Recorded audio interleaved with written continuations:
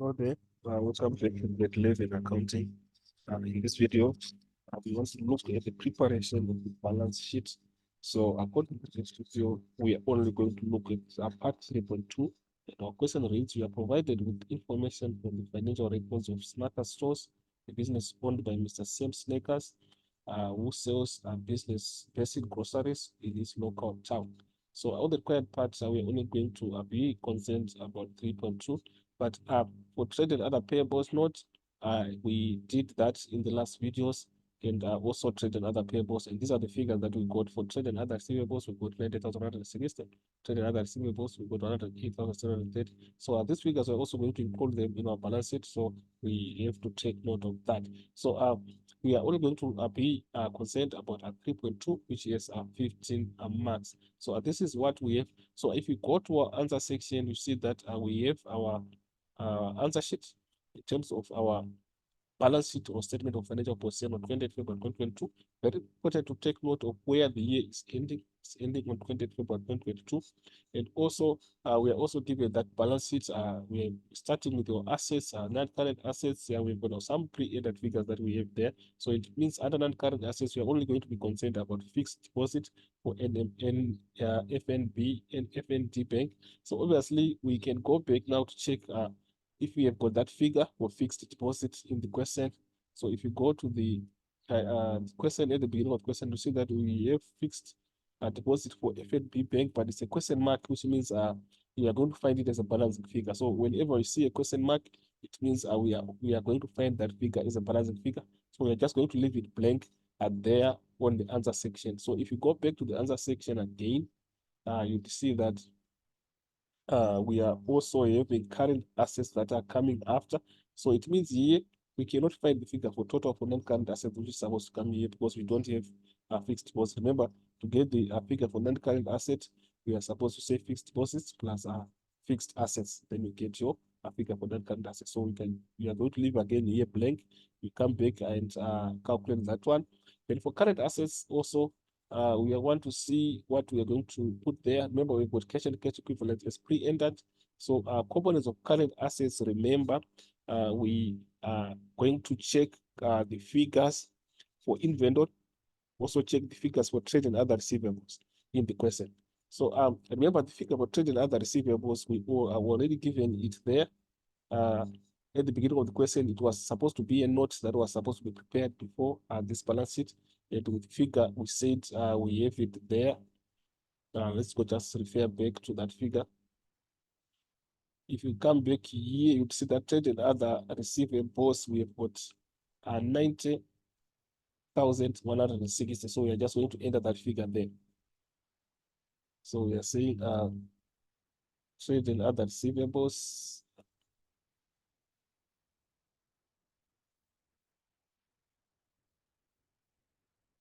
Trade and other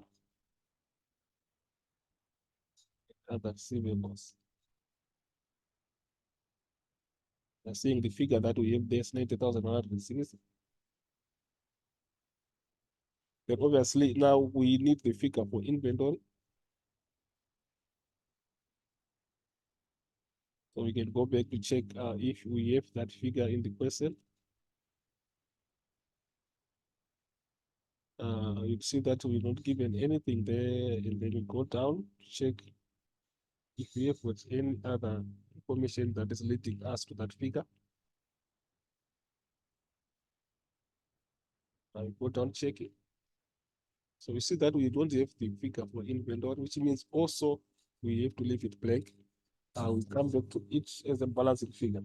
So here again, we are leaving blank, which means we cannot also find figure for current assets, which means also the figure for total assets, we cannot find it again because we have some missing figures there. So we go to the next part of the balance sheet. We've got equity and liabilities, where we have got owner's equity, we can leave it. Capital, we are given it as 600,000. Current accounts again, go to the question again, you'd see that we are not also given the figure for current uh, for the figure for current accounts. So you're going to find it as a balance figure. We leave it blank, which means you cannot find also owner's equity. So leave it. We go to non-current liabilities now. Check for the figure for current liabilities. Remember, net current liabilities explains a long-term loan. So if you go back there, you can see that let's go to this item. Here is saying loan statement from Absa Bank reflected the following information. Balance on 1 March 2021, that was at the beginning of the year, and then balance on 28 February 2022.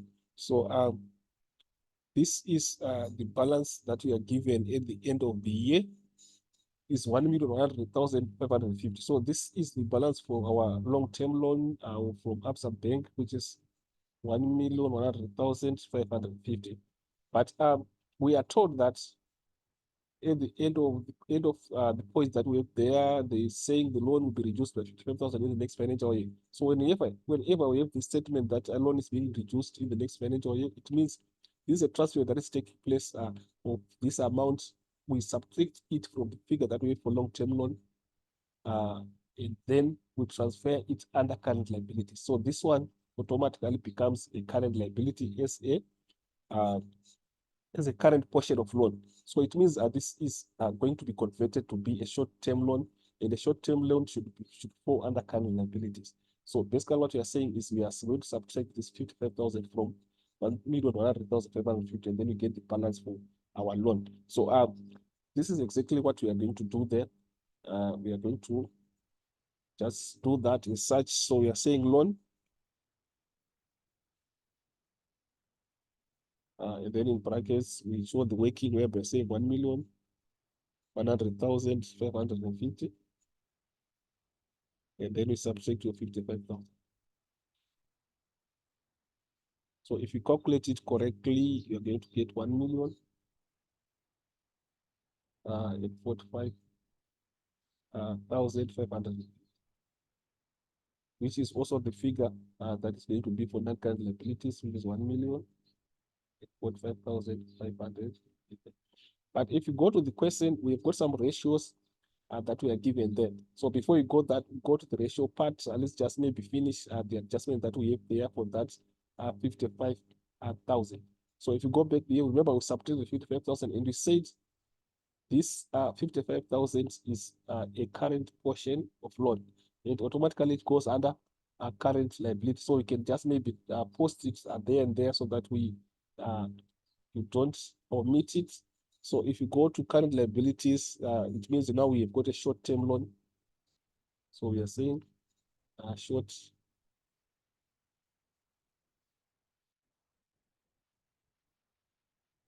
short-term loan, and we take the 55,000 that we have subtracted here, put it here. So it becomes simple in that way. So then we go there, we have got some ratios that we are given, financial indicators that we are given there. You see, we have got a financial indicator, which is saying debt to equity ratio. Debt to equity ratio that we are given here. What does it mean? Debt to equity ratio, remember, we are saying the non-current liability that we have for loan S2, the total for equity is represented as 0.5 S to 1. So we can just come here, 0.5 S to 1. So we can just try to calculate that. So we are saying debt to equity, it's 0.5 S to 1. And our debt is the figure that for loan that we have there, which is 1,045,000. And the figure for equity is the one that we don't have. So we can easily find now when we have that ratio. So basically what we are saying is 0.5 is equals to 1,045,000, and then 1 is equals to equity, which we don't have. So the missing figure that we want is equity. So basically you can just make a ratio there by saying what we don't have. We can say what we don't have, we make it a numerator, and what we don't have there is this one, and what you have is this one, 0.5, and the given figure is this one, which is 1,045,000. This is a given figure. So we can just represent it in the form of a formula. by saying uh, what you don't have as a numerator over what you have, then you multiply by the given figure.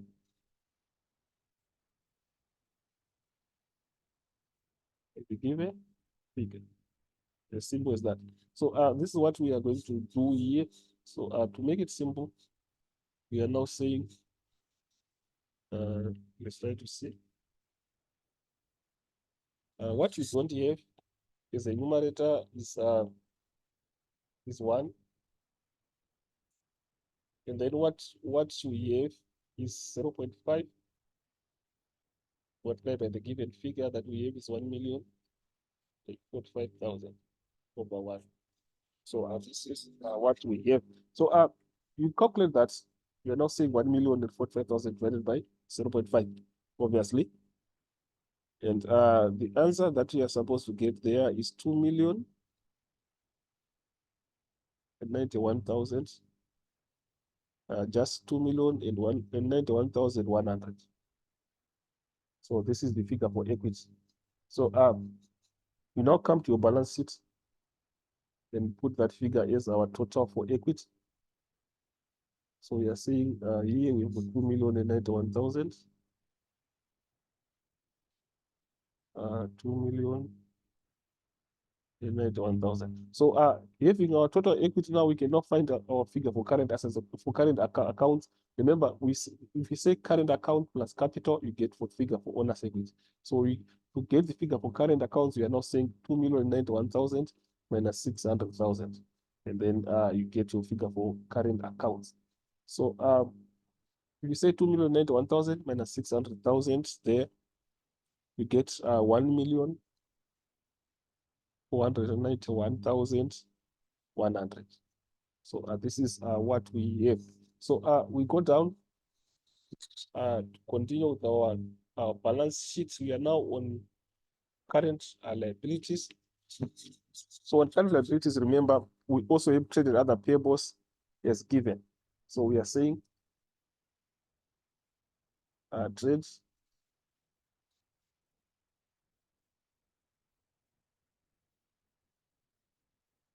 trade and other payables. Remember this figure we did at the beginning of the question. We said it was calculated on the previous questions of preparing the trade and other payables notes. But we are saying that those figures, we have them. If you come here, you would see that now at the beginning of the question, we have that figure.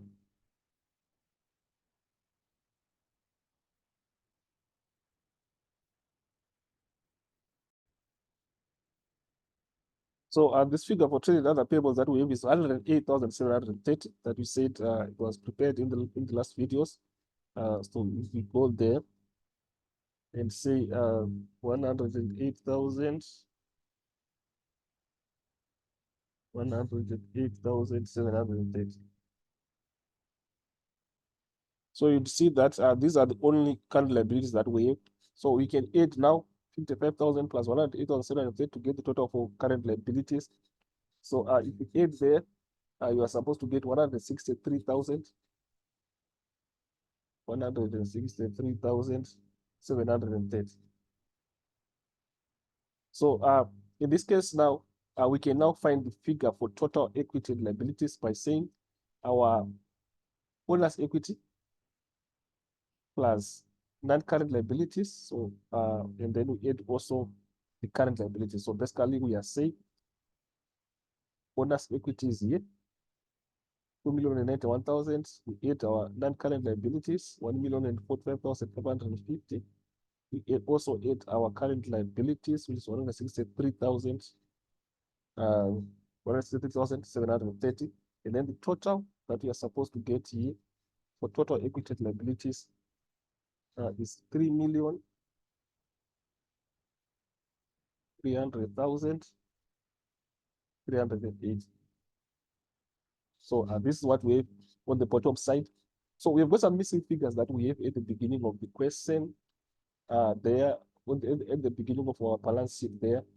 So, but if you come here, on the different coefficient, we also have a calculation of current ratio is 1.5 s to 1.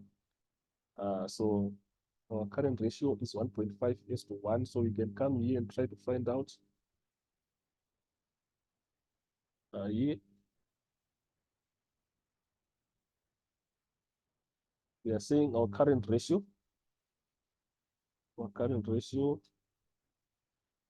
is 1.5 s to 1. Remember, current ratio, we say current assets is to current liabilities. So we now have the figure for current liabilities. So it becomes simple for us. For current liabilities, remember, we have 163,730 according to our calculations. And then the figure that we don't have is for current assets. So we can find the figure of current assets by making that formula. What you don't have is 1.5. So it becomes our numerator. What we have is 1 becomes your denominator, multiplied by the given figure, 163,730. So in other words, we are just saying 1.5 times 63,730, because you say 1 into 1.5 becomes 1.5. So it's calculated as such. The figure for current assets that we are going to get there is 245,595. So this is what we have. So we can just go there and put your current assets. Now we have the figure for current assets. So we are now saying 245,595. So having the total for our current assets, it means we can now easily find the figure for inventory by saying 245,595 minus 90,160 minus 68,000. Then we get the figure for inventory, which is 87,435. Right. So this is what we are left now with the figure for non-current assets, which is very simple. Remember, our balancing figures would be the same. What we are saying is figure for total assets should be the same. This is the first balancing figure that we have for total assets should be the same with the figure for total equity and liabilities that we have at the bottom there, which is 3,300,380. So we are just going to pick this figure and put it under total assets because they should be the same. So we are taking 3,300,380 as our second balancing figure and input it as it is for total assets because they should be the same. So what we are saying is here again, we are saying 3,300,380.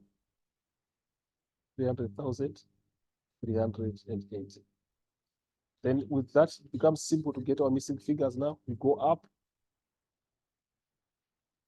We are now saying, remember, to get the total assets, we say current assets, non-current assets plus current assets. So basically what we are saying to get the figure for total assets, we say non-current assets plus current assets, then you get your figure for total assets. So we now have the figure for current assets, so we can find non-current assets. So to find non-current assets, we just say total assets minus current assets. So we are saying 3,300,380 minus 245,595, then you get your non-current assets. And then your non-current asset figure becomes 3,054,785. So having now our figure for non-current assets, it becomes simple to find your fixed deposits, which is FND Bank. And remember, to get your total for non-current assets, we said fixed assets plus fixed deposit. So we are saying 1,840,000 plus the figure that we have for fixed deposits, which we don't have, should give you the figure for 3,054,785. So to find this figure, we are simply saying 3,054,785 minus 1,840,000. Then we get your figure for fixed deposit, which is going to be 1,440,785. So this marks the end of our video, guys. Remember, our balance sheet, we have entered all the elements that they are all there. So it means we've finished our balance sheet. So let's take notes of the key important areas. Thank you for listening. Those who have subscribed, please subscribe and share. We're still coming with more videos. But as for this video, I'm signing out. We meet again.